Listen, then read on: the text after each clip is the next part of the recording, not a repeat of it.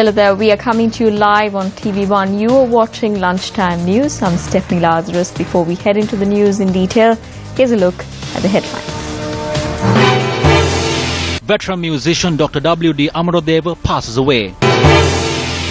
Controversial bond transaction should be subjected to an independent judicial process. A statement from the President. Auditor General says he did not agree to alter certain facts of the report he submitted to COPE on the Treasury bond issue. Speaking at the inauguration of the Sri Lanka Freedom Party promotion campaign, President Maithripala Sirisena expressed these views on the controversial central bank bond transaction.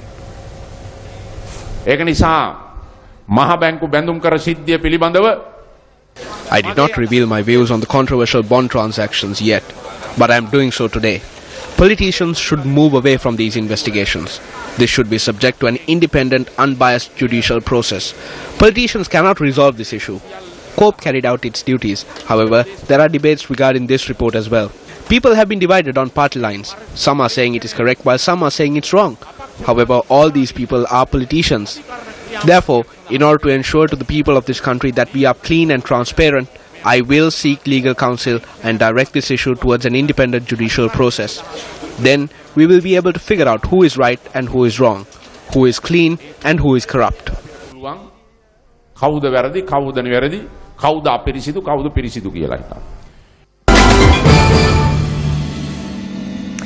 The membership promotion program of the Sri Lanka Freedom Party was held in Maharagama today under the auspices of President Maithripala Sirisena. New memberships were handed out by the President. Members of the Sri Lanka Freedom Party, including the General Secretary of the SLFP, Dumindu Disanayaka, were present at the event. Sri Lanka Nidahas Paksha Itihase Maharagama Asrin Missing.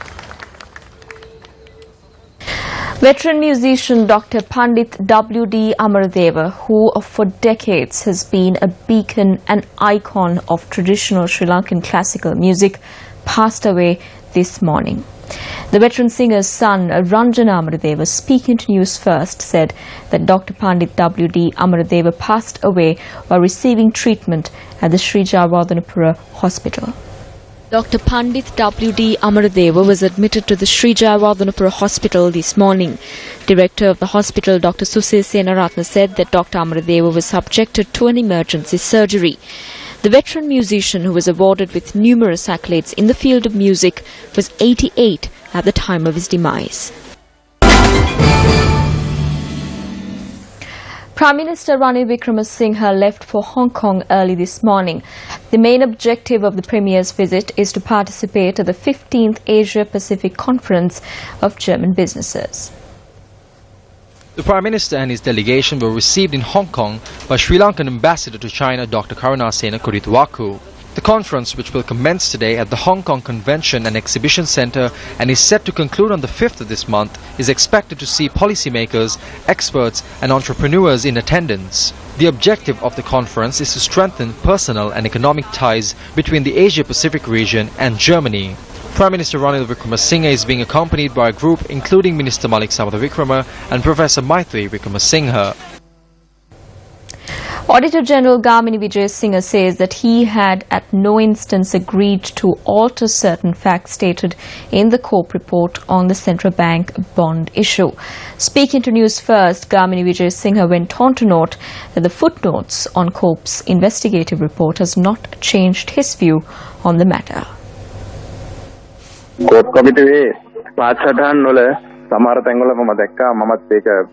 some of the footnotes mentioned in the COPE report, it had been mentioned that the Auditor General had agreed to make certain alterations to a few clauses. Nothing of that sort has happened. The footnotes were just a system which was used to make certain changes to the Auditor General's report, but the approval of the Auditor General has not been given. However, the opinion of the Auditor General has not changed whatsoever. They remain as it is. There is no requirement to change that opinion, neither have I agreed to change it during discussions in the future. We are yet to receive an answer as to why a 30-year bond was issued to pay interest payments.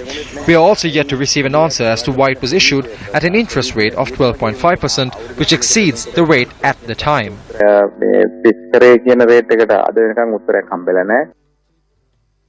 Meanwhile, a suspect in possession of 54 kilograms of Kerala ganja has been arrested in the Madagala area in Illavali, Jaffna. The suspect was arrested following a tip-off received by the Illavali police. The suspect is a 27-year-old resident of Madagal and is scheduled to be produced before court later today. Still in local news, one person sustained injuries after being hit by a train at an unguarded level crossing in Vakunugoda, Galle. Our correspondent added that the accident occurred when the night mail train plying from Galle to Colombo collided with a car during the early hours this morning. The driver of the car has been admitted to the Karapitiya hospital.